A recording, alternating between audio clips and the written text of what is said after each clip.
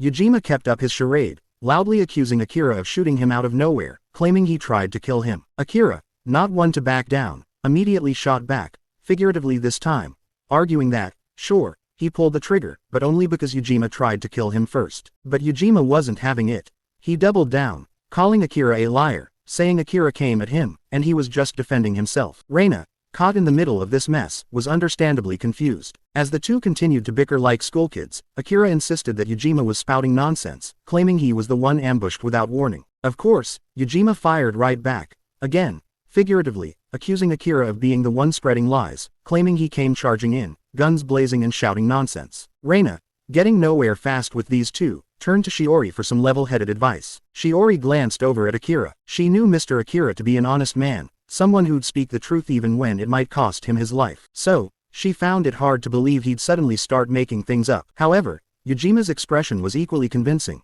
He didn't seem like a man fabricating a story just to save his skin. Trapped between two compelling liars, or perhaps truth-tellers, Shiori suggested the sensible thing, contacting HQ for instructions. She asked if either of them had any objections. Akira, perhaps surprisingly, agreed. He even mentioned that HQ had sent him after Yuima in the first place, and he had full permission to kill the guy. But Yuima, still committed to his role, chimed in, sarcastically thanking Akira for stealing the words right out of his mouth. He urged Shiori to go ahead and make the call, promising HQ would back him up. Shiori tried to make the call, but, surprise, couldn't get through. Reina asked why, and Shiori guessed the signal might be weak. Conveniently, Yuima took the chance to blame Akira, claiming the jamming smoke was the culprit. Akira rolled his eyes and fired back that Yuima only suggested the call because he knew full well it wouldn't work. To which Yuima, ever the charmer, responded with a few colorful words, insisting it was Akira's smoke causing the interference. Reina, tired of the back and forth, asked Shiori if it might just be quicker to haul both of them in. Shiori agreed.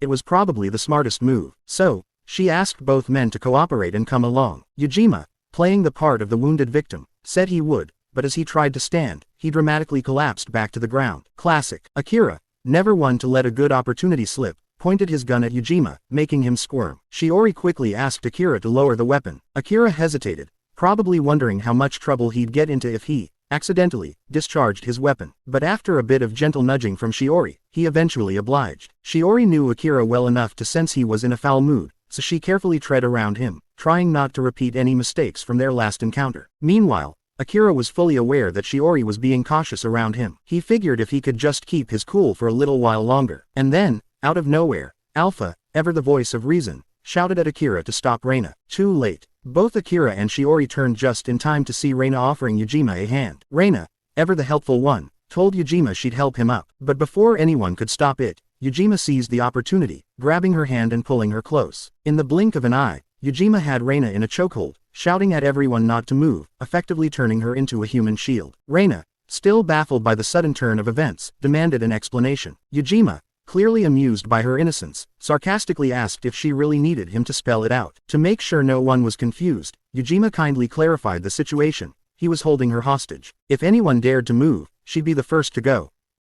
And, to emphasize his point, he tightened his grip around her neck. With Reina at his mercy, Yuima ordered everyone to drop their weapons. Reina, though being choked, managed to tell Shiori not to do it. Yuima quickly silenced her by tightening his hold once more, making it clear who was in control. Yuima, realizing everyone was slow on the uptake, decided to make things crystal clear. He told them he could snap Reina's neck like a twig if they did anything stupid, all while squeezing her neck tighter to really drive the point home. This left Shiori with no choice but to drop her rifle and kick it over to Yuima. However, Yuima quickly noticed that Akira hadn't even considered dropping his weapon. He stared at Akira, waiting for his response, fingers itching to snap Reina's neck if necessary. Shiori, in a panic, apologized for Akira's defiance and started pleading with him. Then, she noticed the way Akira was glaring at Yuima. Her face darkened. She'd seen that look before, right before their last fight. That's why she called out to him. Akira, without even turning, said he could hear her loud and clear. Shiori begged him again to drop his weapon, this time with a little more urge. Yuima,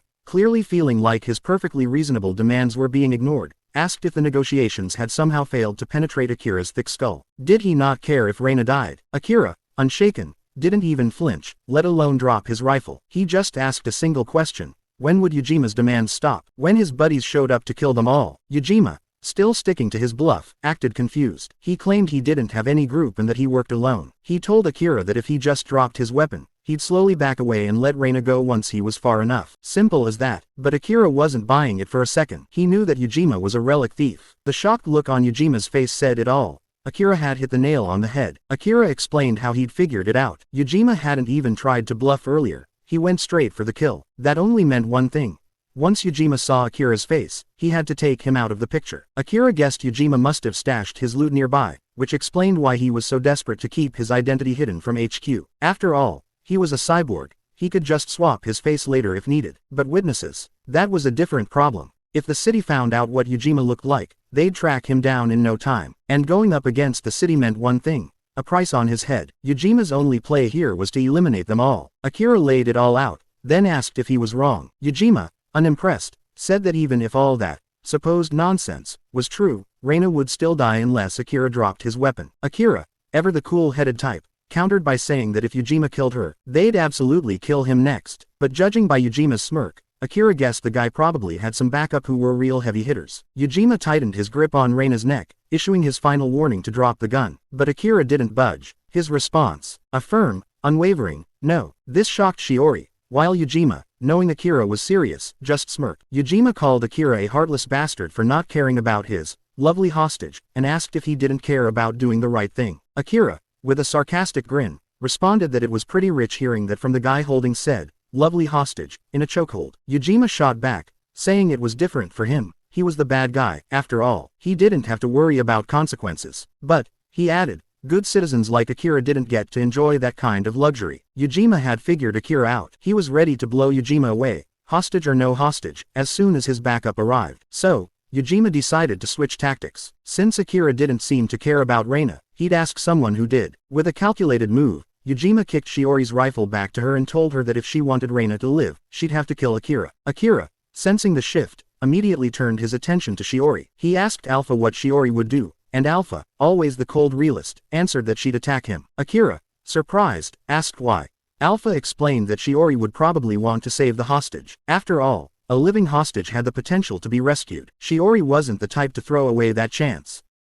Akira could only curse under his breath, regretting not taking Yuima out earlier. Alpha chimed in, telling him there was no point in crying over spilled milk. The focus now had to be on what could still be done. In the worst-case scenario, Alpha suggested they might need to kill them all. She asked Akira if he agreed. Akira nodded. He was with her. Shiori stood there, motionless. Yuima, thinking she also didn't care, scoffed that Reina was a waste of a hostage. To drive the point home, he tightened his grip on Reina's neck, lifting her up slightly, and declared that he'd just kill her. He might die, but his buddies would avenge him. This left Shiori with no choice. She picked up the gun, and without hesitation, pointed it at Akira. Akira, ready for it, reacted just in time. As they stood there, rifles aimed at one another, Akira fired the first shot. Shiori dodged with impressive reflexes and returned fire. Thanks to Alpha's guidance, Akira managed to avoid every one of her bullets. He quickly retreated, diving behind a massive piece of debris and aiming his rifle. He fired off another shot, hitting Shiori, but she skillfully tumbled and slid behind a large rock, finding cover before returning fire. Akira managed to dodge and slip behind the rock he had jumped earlier. Shiori couldn't help but remark on how incredible Akira's reflexes were. She found it hard to believe that he was actually keeping up with her speed. Regardless of who killed whom, Reina would still end up in deeper trouble. Shiori asked herself what the right move was. Just then, Akira took another shot at her. Thanks to her quick reflexes, Shiori dodged just in time, barely avoiding getting hit. Akira's bullet struck the large rock behind her, sending debris flying everywhere. Shiori, ever the opportunist, jumped upward into the air, letting the force from the scattered debris push her towards Akira. Akira, in the middle of reloading, could hardly believe what she had just pulled off. As he snapped the magazine into place, Shiori landed a well-placed kick on his rifle, sending it flying out of his hands and far into the distance. Not one to be outdone, Akira seized the moment and kicked Shiori's rifle out of her hands in return, leaving them both disarmed and ready for the next move.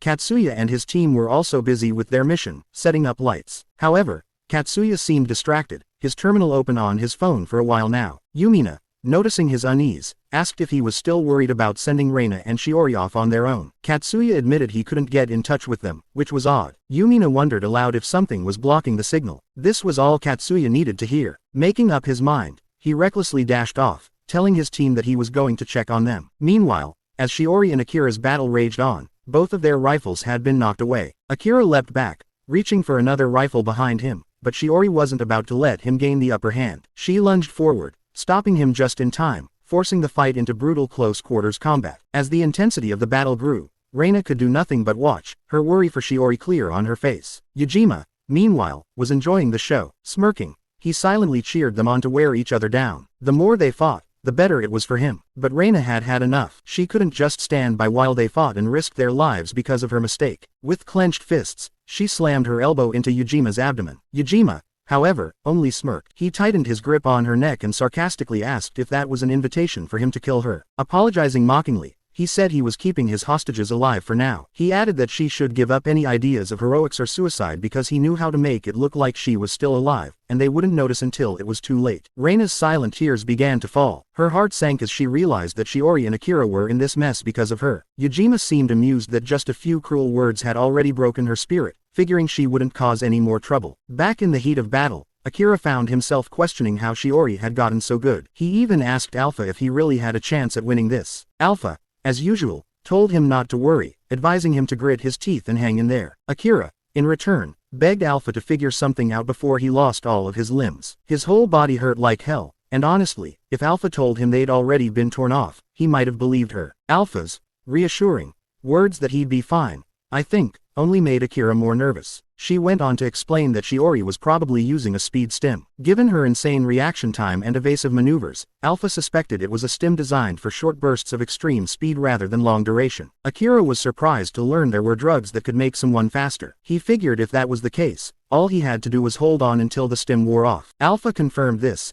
adding that once Shiori's stim wore out, he'd come out on top. Akira, however, wasn't thrilled by the idea of losing a limb before that happened. His body was already sending him every possible danger signal. Alpha again reassured him, "You'll be fine, I think." Akira, increasingly skeptical, asked, "What's with all the, I think? Are you not sure?" Alpha just smiled, explaining that it wasn't certain Shiori had even taken a speed stim, and if she had, they didn't know how long it would last. All they could do was keep fighting. Whining wasn't going to make things any better. Akira knew she was right, so he focused on the fight, and with an overhead kick, he managed to slice a piece of cloth from Shiori's outfit. Shiori ripped off a piece of her clothing and threw it at Akira, clearly trying to fake an even match and drag the fight out. She had taken a dangerous stim, hoping to rescue Miss Reina while her captor was distracted. But Shiori hadn't counted on Akira being this capable. With things escalating, she couldn't afford to focus on anything except the battle in front of her. Yet, even as the fight pressed on, her thoughts kept drifting back to Reina. What would this mean for Miss Reina? What should she do? More importantly, what could Shiori do? As their clash raged on, Yuima watched from the sidelines and sneered. He noticed that Shiori wasn't putting in as much effort as she could. He even made a snide comment, something along the lines of, "If she wins, I'll at least make her death painless." Typical villain bravado. He still couldn't believe how easily Reina had walked into his trap. Now,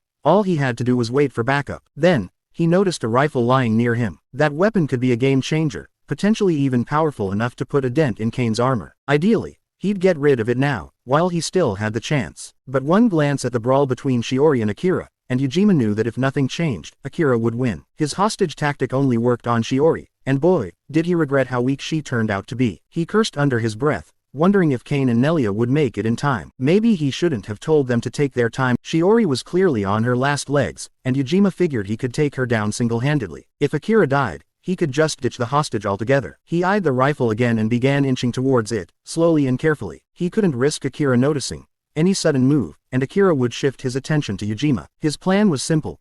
Use that rifle to blow Akira away, just like how he shot his arm off earlier. As he edged closer to the weapon, Akira managed to smack Shiori's right hand away. With an opening, Akira drove his elbow into her gut, knocking her off balance. Seizing the moment, Yuima ditched Reina and sprinted for the rifle. Akira spotted this and immediately gave chase, but Yuima had already reached the gun. With a triumphant grin, Yuima grabbed the rifle and aimed it straight at Akira, screaming something dramatic like, "Go to hell." But when he pulled the trigger, nothing. No bullets. Yuima stood there in stunned silence as Akira closed the distance, charging straight at him. Before he knew it, Akira landed a solid punch to Yujima's face, sending him flying. Yuima, dazed and confused, couldn't believe what had just happened. How could the rifle be empty? Akira had swapped magazines earlier, so how could it be out of ammo? The horrifying realization hit him, Had Akira loaded an empty magazine on purpose? In the middle of that chaotic fight, Yuima couldn't fathom it. It was the kind of tactical foresight that Yuima hadn't even considered. Was it possible Akira had reloaded just to mess with his head? Had he left one round in the chamber to fire off earlier, all while slipping in an empty mag? Was this all part of some elaborate trap? Ridiculous. But the thought lingered in Yujima's mind.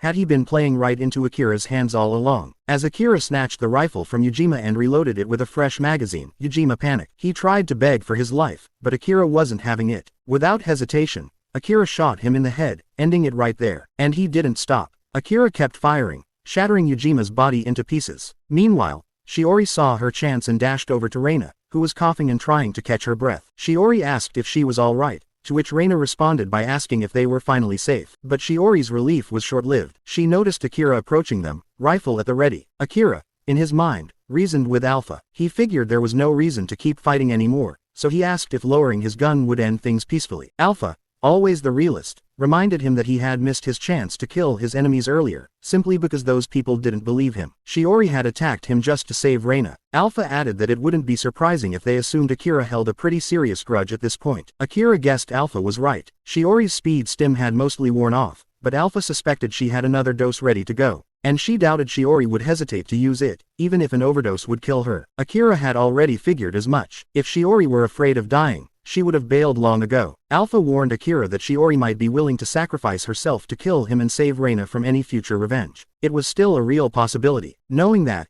Alpha asked if Akira will still lower his gun. At this point Akira had no second thought, as everything Alpha just said might be possible. Shiori, on the other hand, tried to de-escalate the situation. She told Akira they had no desire to fight him anymore, and politely asked if he could lower his weapon. Shiori, trembling, said that Akira had every right to be angry. She sincerely apologized, even going so far as to offer her life in atonement if that's what Akira wanted. He could make any demand, and she would comply without hesitation. Desperate, Shiori continued to beg, taking full responsibility for harming him, but she pleaded for mercy on Miss Reina, insisting that everything was her fault. As Shiori's voice wavered, Akira fired a shot, barely missing both of them. He coldly ordered them not to move. Shiori's nerves were stretched to the breaking point. She knew her speed stim was wearing off, and Akira was likely watching her closely for any signs of a second dose. But she had no more tricks up her sleeve. What could she do? What was the next move? Then, without warning, Shiori collapsed to the ground. Reina rushed to her side, asking if she was hurt and begging her to hang in there. Shiori, however, could only apologize weakly, telling Reina to run. Her body simply wouldn't respond anymore. As she lay there, she couldn't help but wonder why Akira hadn't fired yet. Was he just waiting for the stim to wear off completely? Did he not want to fight anymore? If that was the case, maybe they could talk their way out of this. But before she could dwell on it, Akira suddenly turned and started firing. Shouts echoed from behind as Katsuya's team burst onto the scene. Katsuya yelled, asking if everyone was okay. Reina, hearing his voice, called out in disbelief. Was that really Katsuya? Akira, however, just sighed in exasperation, muttering something like, "Not this again." Shiori realized that Katsuya's team was walking right into the same mess they had been in just moments ago. Akira clearly wasn't thrilled with the idea of fighting 5 against 1. Shiori desperately wanted to shout for Katsuya and his team to stop. After all, Akira had finally started to calm down. Why did Katsuya have to pick this exact moment to show up and make things worse? Earlier, Alpha told Akira to lower his rifle. Akira hesitated, asking if she was sure. After all, Shiori might take another stim or have some trick up her sleeve. But Alpha calmly reassured him that in their current situation, she would warn him immediately if Shiori tried anything. Of course, if Akira was still worried, he could always just shoot her. Akira shook his head, refusing. That didn't feel right. Suddenly, he noticed someone approaching and asked if it was Yujima's backup. Alpha reassured him again. It wasn't Yujima's reinforcements, just some other hunters checking out the situation. As Katsuya's team drew closer, they saw Akira pointing his rifle at Shiori and Reina. Immediately, Katsuya raised his gun, but Akira was faster and fired first. Katsuya and his team dove for cover, and Akira asked Alpha why he missed. Alpha nonchalantly explained that she made sure it was just a warning shot. Akira was not impressed. Why would she give them a warning shot when they were ready to shoot him? He should have at least hit them, even if it wasn't fatal. Alpha, ever the pragmatist, responded that no one said Katsuya's team wasn't about to fire a warning shot too. Since Akira was outnumbered 5-1, she suggested he avoid making any more enemies than necessary. Akira could only grumble at Alpha's cautious attitude. Katsuya's team was clearly bad news, and Akira definitely didn't like the odds of 5 against 1. On the other side, Katsuya asked why Akira was fighting Reina and Shiori. Yuima, looking equally puzzled, said she didn't know but warned Katsuya not to do anything rash. Katsuya, getting worked up, demanded to know what she meant by that. They needed to save them, fast. Yuima shot him a glare, shutting him up. She wanted to save them too, but in one piece. Katsuya needed to cool his jets. Grudgingly, Katsuya agreed. He then asked what Yumina's plan was. Yumina turned to Irie, asking if she could contact HQ. Irie quickly reported that she couldn't. Yumina couldn't believe it. Just what was messing with the signal? Katsuya, growing impatient, shouted for Akira to stand down and let Reina and Shiori go. Whatever was going on, Katsuya was sure Akira didn't want to pick a fight with Druncam. He assured him it wasn't too late to make demands if he had any. But as Katsuya readied his rifle, Akira fired another warning shot before he could even leave cover. Yumina noticed something odd. Akira was shooting like he could see them behind their cover. Did he have some kind of high-end scanner or something? She was starting to wonder. Yumina made a decision. She told Katsuya she would try talking to Akira and asked Irie to keep Katsuya from doing anything stupid. Her teammates were confused, but they trusted her and went along with it. Yumina dropped her rifle on the ground, and Akira, watching through his enhanced vision, wondered why she would do that. Taking a deep breath, Yumina stepped out of cover with her hands raised. Katsuya, alarmed, yelled if she'd lost her mind, but Irie held him back. Yumina thought to herself, Akira hadn't shot her. Just as she suspected, he must have seen her disarm herself through the wall. On Akira's end, he questioned if Yumina had figured out that he could see them. It was the only explanation for her dropping her weapon behind cover. No wonder Alpha was being so cautious around them. Yumina noticed something key. Akira hadn't shot Reina or Shiori, nor did he use them as human shields. This could only mean one thing. Akira wouldn't shoot an unarmed person for no reason. So far, everything was going according to her plan, but she wasn't in the clear just yet. Yumina asked Akira if she could talk to him. She continued, explaining that they only came to help Reina and Shiori, not to stir up trouble. She wanted to get them out of there without fighting Akira, and asked if that was possible. Even though she didn't know exactly what went down, the fact that he defeated Shiori was undeniable. Yumina wasn't eager to take on someone capable of that. Akira asked Alpha for her take, and Alpha confirmed that Yumina was being honest. Yumina then added that while she really didn't want to fight anyone who could beat Shiori, leaving Reina and Shiori behind wasn't an option. Their syndicate wouldn't be thrilled about that. So, all she really wanted was to recover them and get out of there. Once again, Akira checked with Alpha, who confirmed she was telling the truth. Akira then summarized, asking Yumina if what she meant was that she just wanted to rescue her teammates without fighting him, and was wondering if they could make that work. Yumina confirmed. Akira stared at her, rifle still at the ready. Sure, he and she might be fine with that arrangement, but it wouldn't matter if her friends decided otherwise. Immediately, Yumina turned to look behind her. Did Katsuya pull any stunts?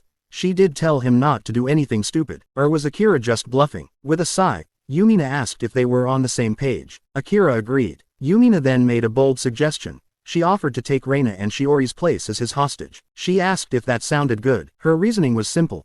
Her teammates wouldn't be able to chase Akira down if they had to focus on getting Reina and Shiori to safety. And even after he let them go, he'd still have her. Seemed like a clean solution. As Yumina started to approach, Akira told her to stop and asked about her suit. Yumina briefly considered stripping, but realized that unplugging the energy pack would be enough. She removed the power pack from her suit and held it up to Akira. Alpha confirmed that her suit was now powered off. Satisfied, Akira instructed Yumina to turn around and back up towards him, slowly. Once she was close enough, Akira grabbed her by the collar. Yumina shouted to Katsuya and Irie that it was now safe, and they should take Reina and Shiori and get out of there. Katsuya, seeing Yumina being used as a human shield, was understandably concerned. He asked what was going on. Yumina reassured him that she was fine and urged them to get Shiori and Reina out of the area, and to explain everything to HQ. But Katsuya wasn't having it. He demanded a proper explanation. He still had no idea what was happening. Yumina smiled, telling him to get moving already. She was counting on them. Meanwhile, Akira remained hidden quietly behind Yumina, his rifle ready, observing the situation as it unfolded. Katsuya glared at Akira, demanding to know what the hell was wrong with him. Yumina, however, told Katsuya not to worry about her and to just get moving. He came there to save Reina and Shiori, so he should follow through and get them out of there. Katsuya could only curse under his breath, frustrated by the situation, but he had no other choice. As he lifted Shiori, she whispered weakly for him to make sure to get Reina to safety. Reluctantly, Katsuya instructed Irie to carry Reina. Reina, on the verge of tears, started apologizing, blaming herself for everything. But Katsuya wasn't having it. He told her she was being ridiculous. After all, Akira was the one who took Yumina hostage. But Reina, in a broken voice, insisted it was her fault. Katsuya was left bewildered, wondering what on earth had happened to make her feel this way. As the group distanced themselves, Akira continued to aim his rifle at Yumina. Yumina, keeping her cool, asked if she could leave now, but Akira told her to keep walking and try contacting HQ as they moved. Yuima explained she had already tried earlier but couldn't get through. Akira nodded, explaining that it was because of the jamming smoke in the area. He reassured her that once they got far enough, her terminal should work. Since his own terminal was smashed, he told her to make the call for him and to hurry up about it. As time passed,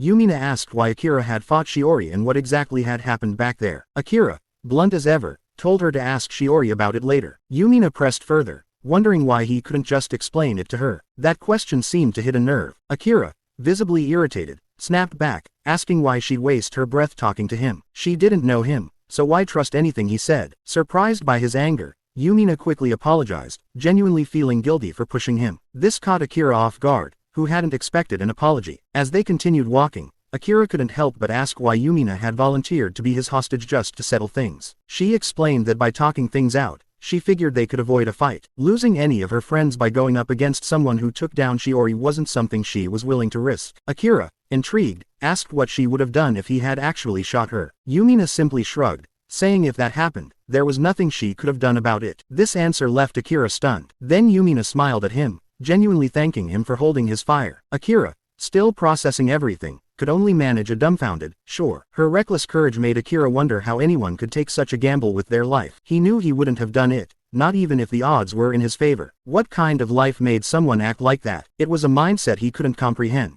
Finally, Yuima managed to contact HQ.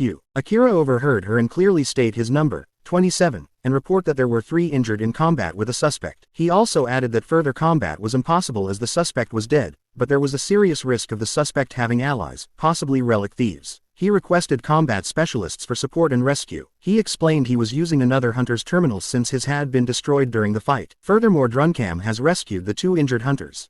After his report, HQ responded, asking, 27, to wait, clearly not finished with the conversation. But Akira, unfazed, told Yuima they were done and she could leave now. Since he was heading to HQ as well, Akira offered to walk with her if she was going the same way. Yuima, still reeling from everything that just happened, politely declined but thanked him for the offer.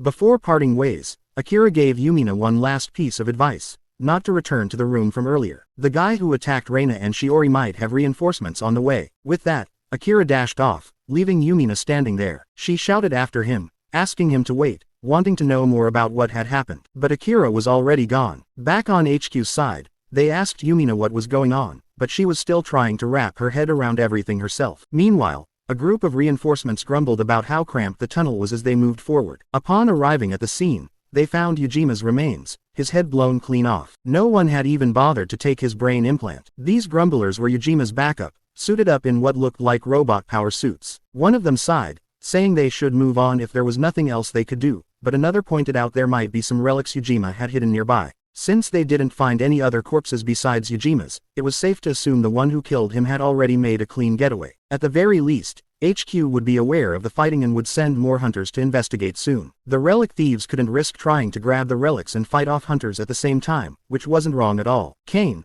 the one complaining the most, knew this. He should have quit griping already. Kane, however, couldn't help but notice Nelia's rather cold behavior. Not a single hint of sadness. Weren't she and Yuima a couple? Nelia, without missing a beat, replied that the past was the past. No point dwelling on it. Just as Nelia had predicted, hunters from HQ came running in. They spotted the relic thieves, and without hesitation, opened fire. After all, they were the enemy. But the hunters, bullets just bounced harmlessly off Kane and Nelia's armor. Not wasting any time, the 2 relic thieves fired back with their heavy weaponry, wiping out the hunters in an instant. Meanwhile, back at HQ, Akira was wrapping up his report. The staff had heard everything they needed and told him he was free to go. They even mentioned they had an infirmary in case he needed medical attention, but gave him a little warning. It's not free, and prices can be brutal. As Akira headed to the infirmary, he still couldn't believe how the team that went to investigate got completely wiped out. Alpha chimed in, suggesting it was probably Yujima's accomplices who did the dirty work. It was lucky they managed to get out when they did. Akira agreed, but couldn't help but wonder why he kept having so many close calls. Was his luck really that bad? Alpha, always quick with a quip, said that his luck might be worse now, considering he almost abandoned that lovely hostage back there. She cheekily added that maybe doing more good deeds would help turn things around. Akira, exhausted, asked for a break. If he had dropped his gun back there, he knew he'd be dead by now. Alpha agreed but added it was probably just his bad luck again. Akira couldn't help but agree. Such a shame. Even with Alpha's top-tier support, it seemed like nothing could make up for his awful luck. Alpha sarcastically apologized, saying she was doing her best, but it really wasn't easy working with his kind of luck. After all, he should know that better than anyone. Akira had no choice but to agree. He knew that without Alpha's help, he'd have been dead long ago. As he finally stepped into the infirmary, Akira knew he had to keep an eye on the prices. He figured they'd be charging wasteland rates, probably an arm and a leg, literally. Following where the uninsured folks went, Akira found himself in what looked more like a lab than an infirmary. He stopped in his tracks as a doctor greeted him, introducing the place as the Yatsubayashi Clinic, Kuzuhara Ruins branch. The doctor himself, Dr. Yatsubayashi.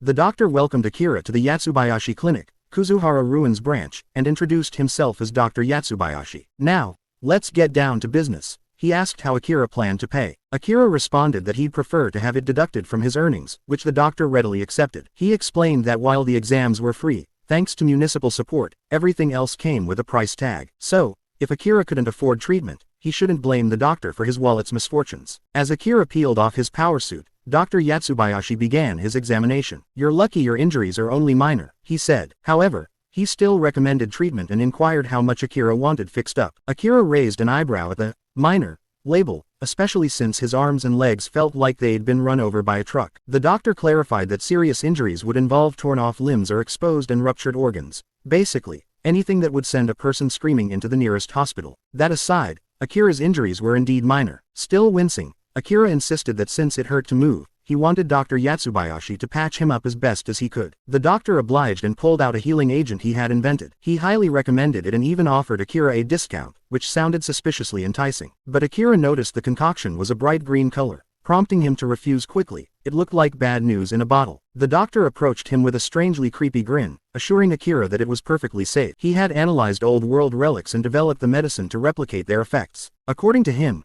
it was practically ancient medicine, far superior to any cheap pill on the market. Alpha chimed in, trying to assure Akira that the doctor was not a cyborg, and his expressions appeared entirely genuine, which led her to believe he wasn't lying. However, she did admit that with the doctor's quirky behavior, it was a bit hard to trust him. Akira couldn't help but agree. After contemplating his options, Akira thought that if it was on par with old world meds, it might come in handy. But then again, Dr. Yatsubayashi opened his briefcase and revealed some old world medicine, stating that if Akira let him use his special medicine, he'd sell him some of the ancient meds he kept on hand. Curious, Akira immediately asked Alpha if his instincts were correct about the capsules. Alpha confirmed that those were indeed the same type he had discovered in the ruins and urged him to snag them if he could. "Just how many are you willing to sell me, and for what price?" Akira inquired. The doctor replied that he only had one pack available, priced at a staggering 2 million orum. Those weren't typically for sale. He kept them for treating seriously injured patients and wouldn't haggle on price or quantity. Akira nodded, deciding to go for it, and asked the doctor to deduct it from his earnings as well. The doctor was delighted to hear this. With Akira's permission granted,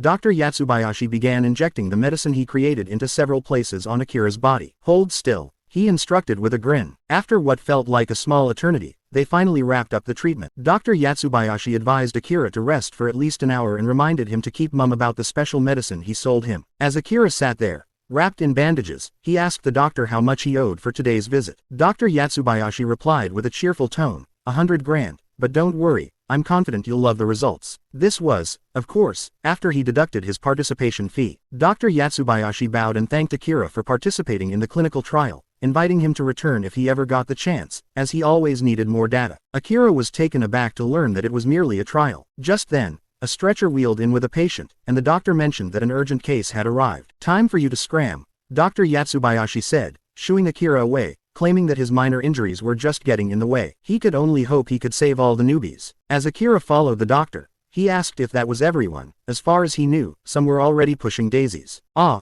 that's where you're mistaken," Dr. Yatsubayashi replied. "Some hunters have partially cyberized heads or injected life support nanomachines, allowing them to stave off brain death even if they're decapitated. You'd be surprised how often a timely operation can bring them back from the brink. Of course, this is only if they can afford treatment. Cyberization isn't cheap, and they might spend their entire lives paying it off. But hey, that's not Dr. Yatsubayashi's problem. If you're aware of this, then get out," he said, prompting Alpha to sarcastically ask Akira if he was glad his injuries were only minor. "Well, I guess so," Akira replied, feeling a bit like a lucky penny in a junkyard. Outside the ruins in the wasteland, several people, including 2 armored individuals, approached a truck. Kane asked Nelia if she could unlock the truck, but she flatly replied, no. In a fit of frustration, Kane punched the truck, cursing Yuima for leaving them with one hell of a memento. Nelia calmly explained that it was Revengeware, a program activated upon Yujima's death, designed to reward whoever managed to take down his killer. The truck had locked down the moment he died, and her guess was that their relics were the bounty on offer. Kane realized that they couldn't leave with their loot unless they cleared the lock, so he implored Nelia to come up with a solution. She sighed and said she couldn't hack into it there, they'd just have to give up. This infuriated Kane, who stomped his armored feet on the ground, shouting that he wouldn't just throw in the towel. Do you even realize how much I invested in this plan? He yelled. Those relics could fetch a minimum of 10 billion orum, or even more. Kane had spent a fortune getting them this far, and he was dead set on not ditching them now. Nelia, however, clarified that she wasn't suggesting they abandon the relics. Kane furrowed his brow and asked what she meant. She explained that they just had to give up on bypassing the Revengeware. They'd have to unlock it the old-fashioned way.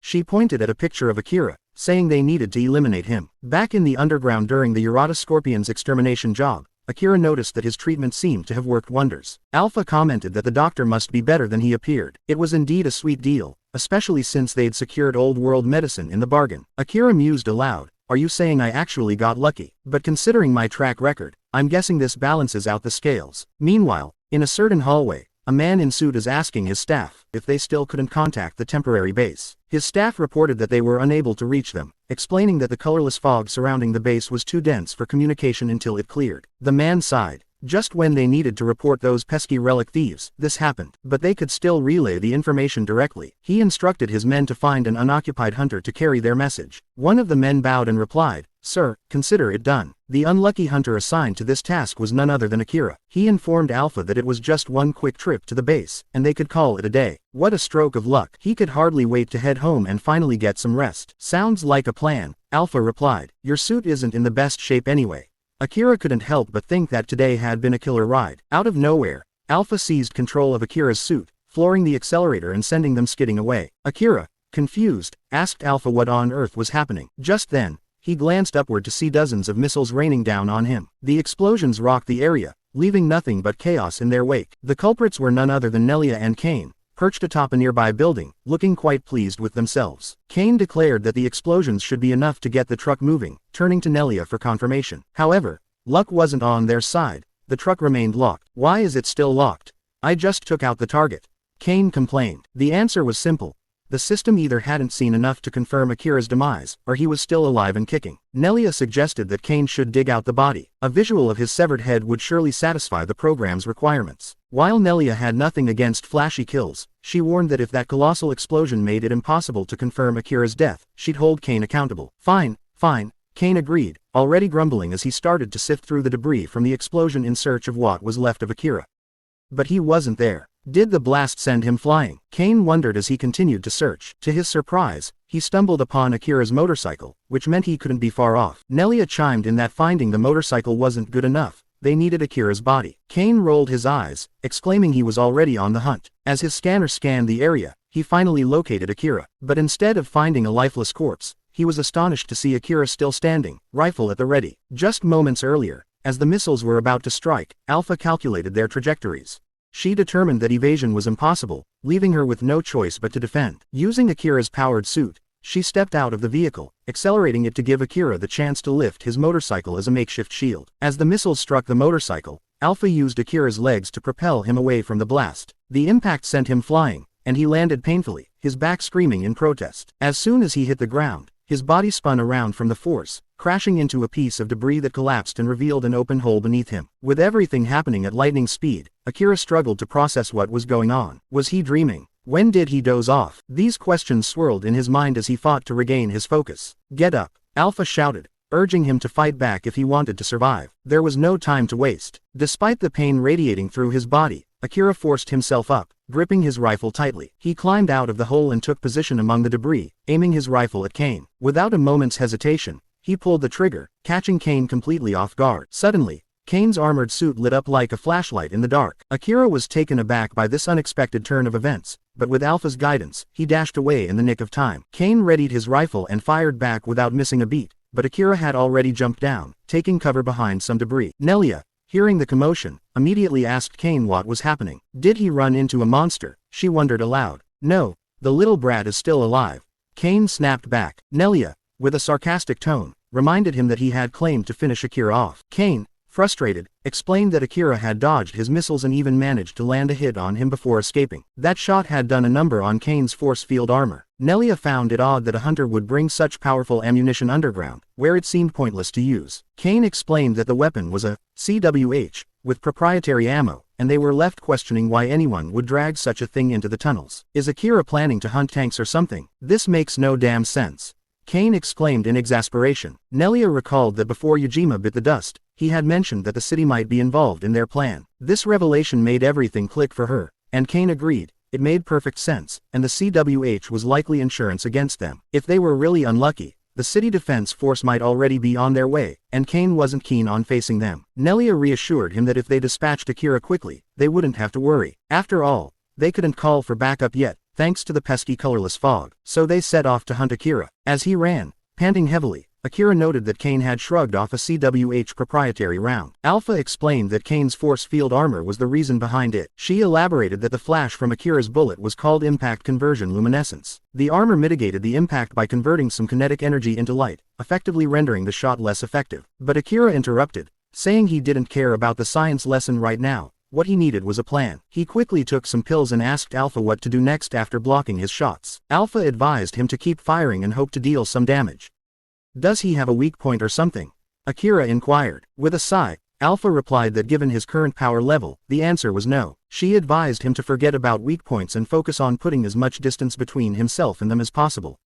Akira quickly realized that they couldn't outrun their pursuers, which Alpha confirmed with a grim nod. She lamented that she had to sacrifice his motorcycle just to keep him alive, and losing it really put them in a tight spot. She continued, suggesting that Akira could always hope his enemies were exceptionally slow and that their weapons couldn't reach him. Alpha then cheekily asked if he cared to bet on those odds. Akira flatly refused. Meeting her had been his lucky break, and he wasn't going to rely on any more luck. Having accepted his fate, Akira felt a wave of resignation wash over him. Alpha stared at him, trying to lift his spirits with a smile, insisting that she still planned to win this. She playfully asked if he thought her support was just bargain bin trash that couldn't handle a little dilemma like this. Alpha encouraged him to maintain a strong will, asserting that today would be just another day at the office. Akira looked at her, and they shared a brief, reassuring smile. He recalled that he had promised to hold on to his resolve and determination, apologizing for almost losing his nerve. With his morale boosted, he stood tall, rifle at the ready, and declared that he was prepared whenever she was. Alpha couldn't help but comment on his newfound determination. Meanwhile,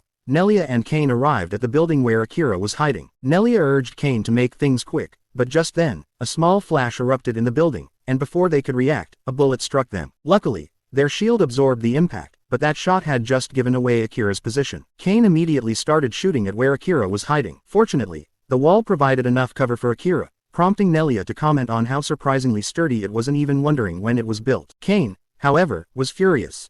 He couldn't care less about the wall's history and asked if the truck was unlocked. Just then, another flash lit up the building as another bullet whizzed past them. Kane could only curse under his breath as Akira continued to fight back. He finally landed a hit on Kane, forcing him to retreat a bit. Frustrated, Kane unleashed a barrage of gunfire in retaliation. Akira ducked for cover from the onslaught. Talk about firepower, he joked, thinking he'd be turned to mulch if he got hit. He asked Alpha if his shots were even doing any damage. Alpha confirmed they were indeed having an effect. Even if Kane looked unscratched, his force field armor was draining energy with every hit, so Akira shouldn't worry and just keep firing. With Alpha's AR support, Akira could pinpoint the locations of his enemies. He nodded at her suggestion and shot back. Kane immediately fired in response, but thanks to Alpha's guidance, Akira dodged effortlessly. Nelia noted that Kane had missed, and Kane, ever the sore loser, reasoned that he had almost gotten him. This back and forth continued, with Kane missing shot after shot, and Nelia was far from impressed with his performance. As Kane finally got hit, his barrier deflected the bullet, leading him to curse loudly, wondering why he couldn't hit Akira. Nelia marveled at how Akira managed to keep up. She speculated that he might be a city agent, but Kane shot down that theory. He argued that there were no city agents equipped with scanners that could see through every move they made, urging Nelia to be realistic. But Nelia explained that she didn't mean it that way. Even Kane had to acknowledge that parts of the Kuzuhara ruins were still functional. Kane was baffled by her train of thought, asking what that had to do with anything. Nelia elaborated that city agents had brought back a relic that displayed a detailed map of the entire ruins in real time. She pointed out that she shouldn't have to explain to Kane how absurd old-world technology could be. It might even show the trajectories of every bullet fired, as well as their movements and locations. In short, the city could be using that map as an ultra-high-end scanner, which would explain how their agent could anticipate their incoming attacks. But of course, that was just a shot in the dark. Frustrated, Kane grumbled that Akira had messed with the wrong guy. Nelia raised an eyebrow, surprised by Kane's reaction. Alpha quickly advised Akira to move farther inside the building, as Kane had just launched dozens of missiles in his direction. As the missiles approached, Akira sprinted away, doing his best to escape. The missiles struck where he had just been, engulfing the area in flames. As the fire roared to life, Nelia questioned Kane's sanity, reminding him that if he blew Akira to bits, they might not even be able to identify his remains. Kane, frustrated, snapped at Nelia to shut it, reasoning that if Akira was a city agent, there would still be enough left of him to identify. Nelia sighed and decided she would go take a look. Even if she only found scraps, close-up footage of his corpse should suffice. She then ominously stated that if Akira was somehow still alive, she would kill him. Turning to Kane, she instructed him to sit tight and wait. Kane hesitated, asking if she was going in alone. Nelia assured him that she didn't want him accidentally setting off another fireworks display and reassured him that her blades would get the job done. Kane agreed and asked if she was still sticking to her no-guns policy. Nelia confirmed this, reasoning that guns would only get in her way. On the other hand, Akira managed to survive yet again. Grateful that he hadn't blacked out this time, he heard Alpha instructing him to take all the recovery capsules he had left before it's too late. Akira complied but couldn't help asking why they were after him. Alpha apologized, admitting that she was just as clueless. She guessed they might be accomplices of the man he had taken out underground. Akira, with a hint of sarcasm, remarked that they must have really adored him. If Alpha's theory was correct, maybe they assumed that last attack had finished him off and would just leave. However, from Alpha's perspective, she suspected they would keep coming until they confirmed Akira was truly dead. Akira nodded. It made sense, but he wondered why they were so obsessed with him. Just when he thought he was done for the day, another problem popped up. Nothing seemed to be going right for him today. He pondered whether ignoring the hostage earlier had really been the reason his luck had taken a nosedive. That's hardly seems fair since the hostage made it out okay in the end. Alpha just smiled, brushing it off. Meanwhile, Nelia jumped through one of the windows, giggling as she fiddled with her device. It was a system that allowed her to access a map of the ruins. When she had stolen that relic, she had no idea it would come in handy so soon. As she connected the wires to her neck, with a snap, the entire platform transformed into a third-person perspective for her, allowing her to see through walls. As Nelia observed how well it performed, she realized it worked perfectly. Now she just had to overlay it onto her map and bingo. She finally located Akira, still in disbelief that he had survived that last encounter. As she looked closer, she noticed Alpha's appearance. She assumed that Akira had a backup plan. Akira, spotting Alpha's changed outfit, asked what was up with her attire. Alpha replied sarcastically that she thought it would be fun if they matched for a change. Akira countered that this wasn't exactly the time for fashion statements. Alpha agreed and said she had something much more relevant to share. She continued, informing him that one of their enemies had just entered the building. Akira asked how they could fit inside. Alpha explained that the enemy had left her powered armor outside, which was all part of her plan to neutralize their armor by luring them into a confined space. However, they still didn't know for sure how much this would actually weaken her. Akira shrugged, stating that dragging one of them out of those wearable tanks was good enough for him, and he asked where the enemy was located. Using Alpha's AR support, she pinpointed Akira's enemy. Now that he knew where they were, he thought they could lure her into a spot where he could shoot. But then he noticed that his enemy was staring directly at him, which puzzled Akira. Nelia smiled menacingly, and Alpha immediately told Akira to get down. He dropped to the ground just in time, as his bag was cut off in an instant. As he lay on the floor, memories rushed back. He had once used a knife like that. It was an old-world weapon, and he wondered how she got her hands on one.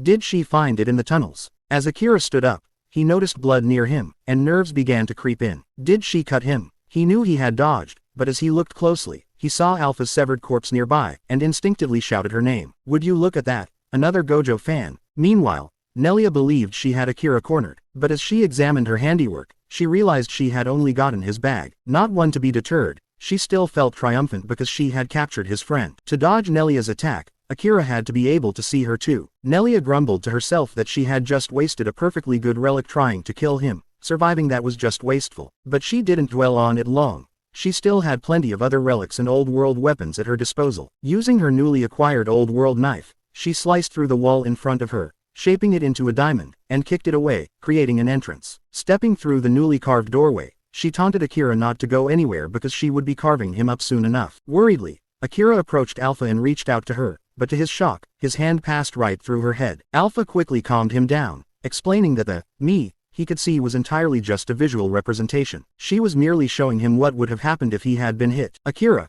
puzzled, asked her what the point of that was, but Alpha assured him that his questions could wait. She insisted he needed to focus on the battle and prepare for combat. Spotting Nelia approaching, Akira picked up his rifle from the floor and fired at the wall, but it didn't pierce through. Cursing under his breath, he realized he couldn't shoot through the wall. He lamented that being on the wrong end of an old-world knife wasn't fun at all. Akira then asked what his next move should be. Alpha said his only option was to somehow get a clean shot at her. Alpha warned Akira that Nelia is coming and she told him that he needs to push his limits in the fight. That's why he nerds to grin and bear with it. Akira agreed, and told that she should try to finish it off while his limbs are still attached, which Alpha replied that she'll do her best. This made Akira question where Alpha's usual confidence go. Alpha sarcastically said not to worry because even if Akira gets torn up a little she can still use his suit to walk him home, which made Akira worried. But he just smiles it off, trusting Alpha's plan. As Nelia continued to approach Akira, she said that since Akira's just standing still he must have assumed that she can't pull that same trick again, which she confirmed herself. Nelia said that Akira can't also shoot her through the wall. She continued and said that she can slice through it but can't foot him at with their current distance. Nelia assumed that Akira is thinking that they've reached a stalemate, but then with her old world sword she sliced through the groin like a butter and apologized because she's in a bit of a rush. She kicked it down going below the floor where Akira is at. Because of the sound and the AR support of Alpha, Akira knew that Nelia fell through the floor. He looked down where she was, and out of all of a sudden she swings her sword barely missing Akira. This made Nelia smiles like a maniac while Akira is in disbelief because she just cut his rifle on his shoulder. If he were not to move in time it would have been his head. Cheryl stared deeply out the window of her base, lost in daydreams of her and Akira joyfully riding a motorcycle together. Little did she know, just moments ago, Akira's motorcycle had been reduced to scrap in their latest skirmish. For the past 3 days, Akira had been battling Urata scorpions for his mission. Just when he thought things couldn't get crazier, the Yuima incident happened, and now he found himself facing powered robots. Talk about an upgrade in the level of difficulty.